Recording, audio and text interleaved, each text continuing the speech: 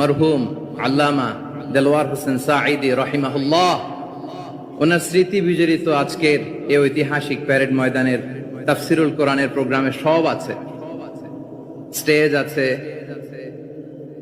শ্রোতা আছে, প্যান্ডেল আছে, মিডিয়া কাভারেজ আছে, কিন্তু আমাদের কলিজার টুকটাটা আমাদের মাঝে নাই। আজকের এই প্রোগ্রামে আলোচক হয়ে এই চেয়ারে আমি না বসে ওই শ্রোতাদের কাতারে বসে যদি আমাদের আল্লামার নুরানি চেহারার দিকে তাকিয়ে ওয়াজ শুনতে পারতাম, আমাদের হৃদয়টা ঠান্ডা হয়ে যেত, আমাদের তৃষ্ণার্ত হৃদয় শান্ত হতো। সব আজকে আছে, কি যেন নাই, ঠিক কিনা বলেন? আল্লাহ তাআলা প্রতি 100 বছরে একজন মুজাদ্দিদ পাঠান, প্রতি 100 বছরে একজন মুজাদ্দিদ, যিনি সমাজকে সংস্কার করেন। আল্লামা দেলোয়ার হোসেন সাঈদী রাহিমাহুল্লাহ ছিলেন তেমন একজন মুজাদ্দিদ। চিৎকার করে বলেন ঠিক কিনা?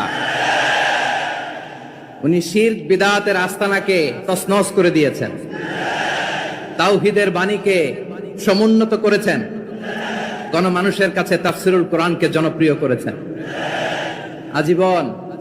আজীবন তিনি ইসলামকে বিজয়ী শক্তি হিসেবে দেখার স্বপ্ন দেখতেন।